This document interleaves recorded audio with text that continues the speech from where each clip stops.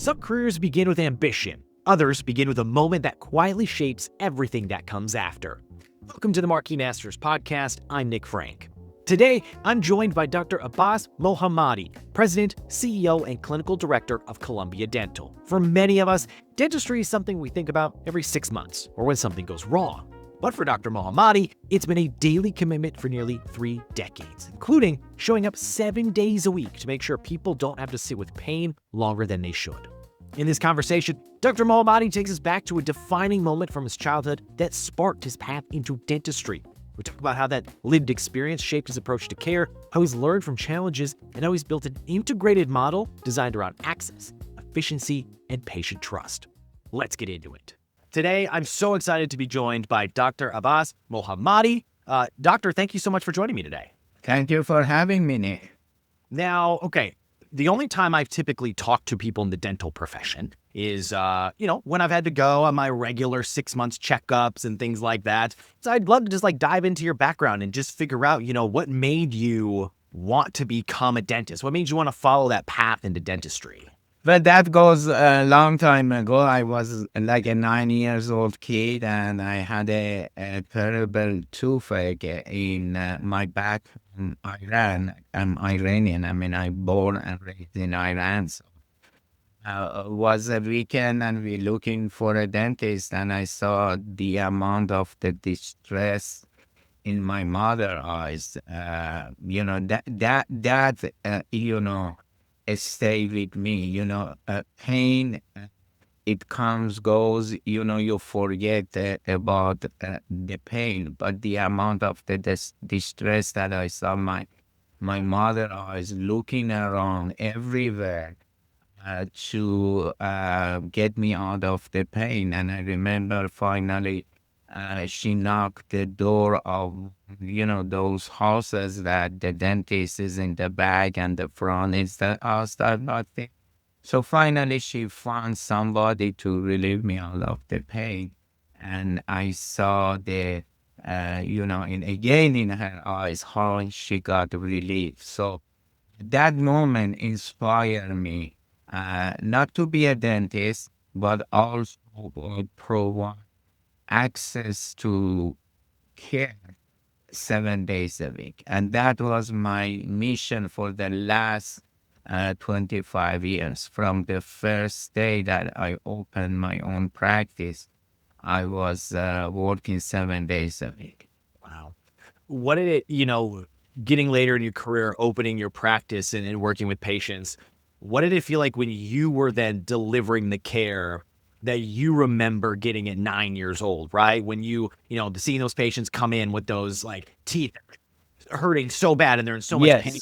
You're now the one being able to provide that relief to them. What did that feel like through your career? When is like your dream comes true, this is the greatest joy that you get, is because not everybody, the profession that choose is based on their life experiences, but I am very lucky that I have doing something that it goes back to my life experience. Subliminally, I see my mother eyes when I help the patients and get them out of the pain. Did you have that experience when you were so young? Was the dentist really caring and nurturing and gave you that experience and you were like, oh my gosh, yes, this is the person? And have you kind of carried that into you now? Because I know, some people are afraid of the dentist, right? I know, some people, it's not their favorite thing to do. So, did you have that positive experience that you're like, okay, this is very positive experience, because he wasn't working and, he did it and it relieved the pain right away. So that from the time that he got me numb and the pain went away until he finished was that stayed with me. And it's going to stay for the rest of my life, obviously. And that gave me the energy, gave me motivation to do what I am doing. They told me 25 years ago that you can work 7 days a week, you're going to be, hey, guess what? Still I am here. Still, I come every day to the office and still I'm working. Is That's the reason it is because I choose my profession based on my life experience. So every day, especially on weekend, it gives me a bigger joy. Sunday, for whatever reason, is my best day coming to work.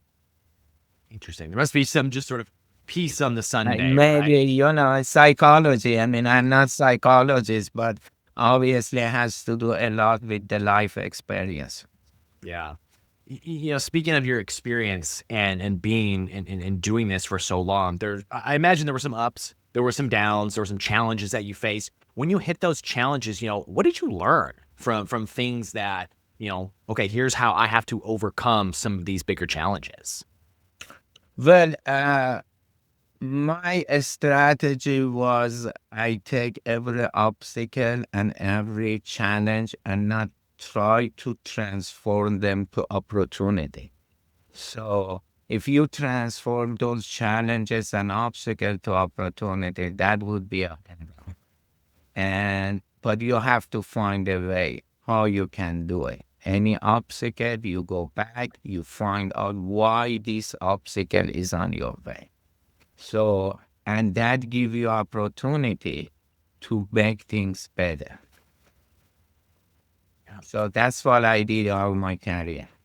Yeah. And speaking of making things better, I mean, I'm thinking about what my dentist experience was like 20 years ago to what it is today. And it's vastly different, right? It's vastly different in the tools and the technology. What are some of the innovative practices that you've spearheaded and that you have helped kind of revolutionize over the last almost 30 years?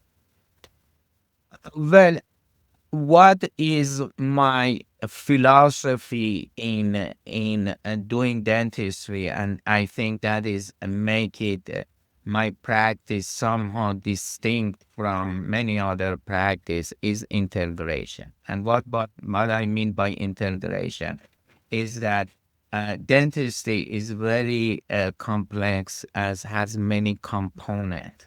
So the first thing I did when I expanded my practices, I hired 6 different other specialists. So Columbia Dental is a complete multidisciplinary practice. That means we do have all the specialists in one room.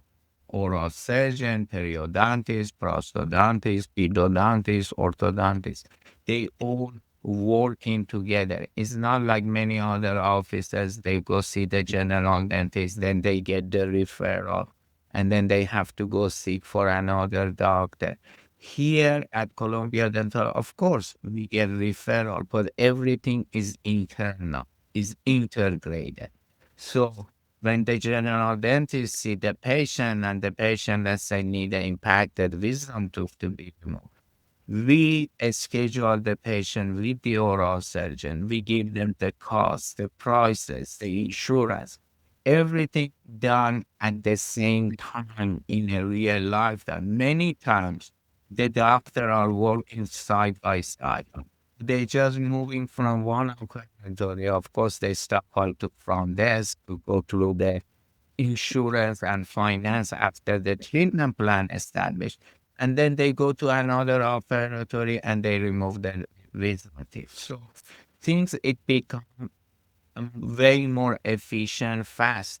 The other integration that I implemented, I have dental laboratory. I have a full, complete, comprehensive dental laboratory. That means we're not sending the dental prosthesis to outside laboratory. Everything done in-house. Sure. So that also make a big, this integration, it make a big difference because we know when we can do it. We know when we can rush the case. So we have a fully control out of it. We have a good control of the quality. The other integration steps that I took is we implemented technology. That means we are sharing the data. Means all and a voice and data being shared between all the 12 locations. So when one of patients is being seen, let's say in my Norwalk location, we can view the radiograph in Manchester location. So when they move from one office to the other one, or let's say my Norwalk location is closed on Sunday, but my Manchester is open on Sunday, and the patient has emergency. So we have all the data and all the information of the patient being shared, and we can access it in our Manchester location. And many of the DSOs and bigger organizations, because they are franchise, that means one location doesn't talk to the other location, although they share the same brand name. But here at Columbia Dental, we are truly Columbia Dental. We are truly integrated. We know the right hand knows what exactly the left hand does, and everything being integrated. So I do believe this is my innovative way of apply integration to the dental field. Have you ever wondered how some people's stories live on, not just through their work, but through history itself? For nearly 130 years, Marquis Who's Who has been documenting the lives of leaders, innovators, and changemakers across every profession. From CEOs and scientists to artists and educators, Marquis has captured the stories behind success, the people who define our times. Being listed in Marquis Who's Who isn't just recognition, it's taking control of your personal brand and using it to create a meaningful and impactful legacy. It's a record of your life's work, preserved, published, and accessible to generations who will study, research, and be inspired by your contribution. If you've built something meaningful and you've made an impact in your field or community, this is how you ensure your story is told and your personal brand is maintained accurately with integrity. Visit marquiswho'swho.com to learn more about how you or someone you admire can be featured, because history remembers those who take the time to record it. And I just, the patient efficiency with that. I mean, I remember growing up, and you're right, I had a dentist, and then I went to an orthodontist to get my braces, and then when I got my wisdom teeth out, I went to somebody else. And now as an adult, I'm looking back and being like, man, the inefficiency of having to go and schedule with 3 different places and figure that all out. I mean, it all being in one roof. And then just patient care in general. Like, you get to know these individuals. And as you said, the left hand talks to the right hand, and it just creates a better, probably more efficient atmosphere and just a better patient experience in general. Absolutely. There is a quote from Da Vinci, and it says that simplicity is the ultimate sophistication. So, and you cannot reach simplicity by integration of different components. If you integrated too many components, but are integrated, that it becomes very simple. It's the same thing that basically Steve Jobs did with the iPhone. He took the calculator, the phone, the computer, everything, put it in one device and make it very simple. So you get one device, and they are talking to each other and they are integrated. Steve Jobs didn't create any, there was not invented the phone, didn't invented the computer. He just put different components in one place. And that's what basically my idea is, to do it at Columbia Dental, which I've done it, but my model hopefully to get expanded based on that. Yeah. I just, now as an adult and now having kids, the idea that, everything would be in one place, one bill, one receptionist, or like with the same people to talk to go through everything. Just, Yes. to me, it's just like, it sounds so simple, right? Like, it sounds like such a simple idea to be able to just, but to do it is another thing. And so, yeah, like that's fantastic. Yes. Let's dial back a little bit. Let's kind of scope out from the dentistry. And, you mentioned how you grew up in Iran. Tell me a little bit about your roots. Like, tell me a little bit about it was growing up. Well, I grew up in the midst of, Iranian Revolution. I'm sure we're seeing still, those conflict and it still exists. So I can tell you simply that I'm a byproduct of the chaos and conflict, not basically harmony and love. So, but that make me to be resilient. Was painful growing up, but again, they said that tragedy by time become a comedy.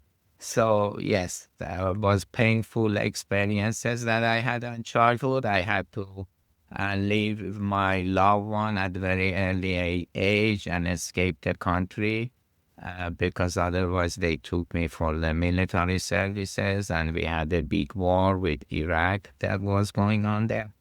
Uh, Again, it was painful experience, but now it's a comedy. Is I sit with my son and we talk about it, but it doesn't hurt me. I'm lucky that that made me become resilient. Maybe it was not because of those experiences I couldn't do what I am doing. Sure. And speaking of, maybe things helping you get to where you are, do you have any like mentors or people that kind of helped and guide you along the way throughout, your younger youth into your early days as a dentistry and now, leading your own? Well, I had many mentors, but one mentor it really affected me was when I was doing research. I was doing postdoctoral research at Columbia University. Dr. Salenton was my research mentor, and she told me, "I'm not here to teach you. I'm here to make you to think." And says, I'm not a teacher. You can read the book and learn whatever you wanted to learn. My job is to make you to think. And she was always asking, what do you think? That was it. And then she stays silent and listen to you. So the way, and I learned more than anybody else from Dr. Sanathan is just because the approach was. She taught me through the dialogue, not through just teaching. So that really affected me, not only in doing research and pursuing with my academic, also thinking is help me to strategize my organization, and I do the same thing with my employee, with my coworker. I try to teach them through dialogue, not just to give them a lecture. You need to do this. You need to do that. Right, right. Learning by doing, learning by that experience, just, the act of the practice, right? You got to learn by, as we kind of take a zoom out from your dentistry and your operation, kind of zoom more in on you, just you as a person. What do you like to do outside of, when you're not, making people's mouths better and healthier? What are you doing outside of the dentistry? I love jogging. I can tell you I jog every morning for 45 minutes, at least. I have a son that is on the second year college. He goes to Columbia University, and we talk at least 45 minutes FaceTime every day. He's very interested on the politics and what's going on, so we became like a more political discussion with him. And then I like to read books, especially I am fascinated with philosophy, so I like to read those. Yes. Yeah, that's amazing. I'm hoping I have two young ones, and I'm hoping when they get to be college age that they want to well, I don't know if they're going to FaceTime in, 15 years. Maybe it'll be holograms or something. It might be different. Yeah, something different. But I'm hoping when they get to Yeah. college that they also want to, FaceTime with me for 45 minutes a day. That's awesome. Do you have any what's your favorite? I don't know. I don't want to put you on the spot about what your favorite philosopher is, but do you have a few favorite philosophers that you keep going back to? Absolutely. Jean-Paul Sartre and I'm very fascinated with Jean-Paul Sartre because he said the moral value is set up by you, and you are the one that you determine the moral value and not the social norm.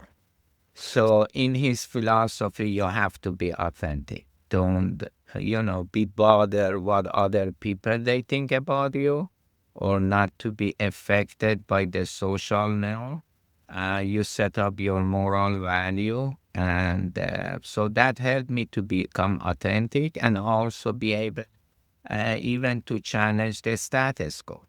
Because things doesn't change if you set back, if you said, okay, this is the moral value, this is everybody does. So everything, it remains the same. But Sartre give you that freedom to write your own narrative. And really his philosophy, helped me through all those years to not be bounded too much by the social norm. Right. Right. And when you're thinking about, being your authentic self and creating your own kind of moral level, you could say, like when you think about that within your own community of where you're living, like how important is it to you and how do you give back to your community? I give back to my community predominantly by my business because I use the highest technology and I'm open and accessible for care 7 days a week. And also through the years, we are providing free cleaning. Free cleaning, especially on the holidays, Thanksgiving, Christmas Day. Uh, we provide free cleaning for the people they don't have insurance or the insurance that not been covered. We do that. Yeah, that's great. I know, as you know very well, like the teeth, just if you have bad teeth, if you have a hurt tooth, it messes your entire day, your entire week. Like it just, the pain in your mouth is just one of those things that you can't really ignore it, right? Like it Oh, just, absolutely. Yeah. just causes so much more troubles with you, and you can't just pop a couple Tylenol and hope that it's going to get better. You can't ignore it. It's back to my own experience, when I was 9 years old. You cannot ignore it. My Manchester location, which is the northwestern part of Connecticut, is people are coming all around other states from Rhode Island, Massachusetts, New York border. They come on Sundays, Saturdays, because they don't find any other dentists to take care of them. Because you're right, you can't ignore the pain. Yeah. Okay. Yeah, I've been fortunate. I've had a lot of, I went through the braces and getting my wisdom teeth out, but I was fortunate to not get the dental issues that my wife sometimes has. And I always feel bad for her. I say, she got the bad teeth, I got the bad eyes, and we'll see what we give to our kids, which ones they get. Hopefully, the better of them. Okay. Well, before I let you go today, I got a couple kind of lightning questions for you. Things that just, let's get even deeper into it is, if you could think back and if there's one person, whether they're alive, dead, like who would you love to go out to lunch to if you could pick anybody? I told you, Jean-Paul Sartre. He's dead, unfortunately, but that would be my person. I've been so fascinating with him through all my life because, in reality, you have your feelings and then you have the reality. And sometimes they cannot talk to each other, but I think the bridge is Jean-Paul Sartre. So it makes, okay, who cares? You make your own narrative and do your own way. So he really, saved me through those years. I wish he was alive and I wish he could, accept my invitation for lunch, but definitely I will take it. Yeah. Do you have a question? Do you have have you thought about if you ever would, obviously, this is in a dream scenario, would you have one question queued up to ask him? Well, I read his books. What question, and I agree with him. So I don't have a question from him to ask him. I guess he answered all my baffling in life. But Yeah. well, of course, you wanted to have a lunch with that guy. That Yeah. is his ideas and his ideology. How can affect the way you live and you function and you do you pursue with your life, because everybody is uh, their feelings is many times it really doesn't match to the real life or to the reality. So and there is a constant battle, and most people what they do, they compromise. They compromise because they said, "Oh no, it's not right. I can't." Is what other people they think or what the consequences would be. But start it free you. It unleash you. It said, your existence is just because it made by your narrative, it make your existence. So that's this existentialism philosophy that he described it. I guess he saved me, and he answered to a lot of question I had to. I don't have any more questions from him, but would be pleasure to to Yeah. meet him, maybe in another world, hopefully. Right. Yeah.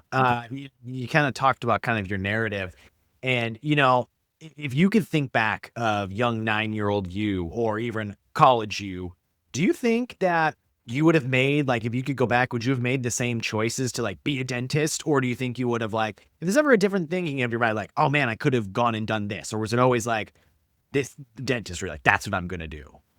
Yes, I would do dentistry again because it was a life experience. It was not something that it really probably if I wanted to do I would go to become a philosopher or something, or really not philosopher, but study philosophy and humanity if I didn't have that life experience. But if I would do that because I didn't have the motivation of the life experience, I would be probably an ordinary person. Hey, there's still time. You could still go be a philosopher. There's still Well, time. I read. No, no, I mean, I read books, but and of course I'm not, have time to become philosopher. And then, thinking back throughout your career, like maybe it's from the philosophy you've read, maybe it's from an experience at work, maybe it's an experience as a kid. You've shared a lot of amazing experiences with me today. What is one of the most important lessons that you've learned throughout your life? Uh, Lessons that I learned that mistakes are not failure. Mistakes is just a lesson. So and I know the more mistakes I do, the more I learn. So I'm not worried about doing mistakes. So that's the best lesson that I learned through all my life. I love that. And before I let you go, what does being a marquee who's who listy mean to you?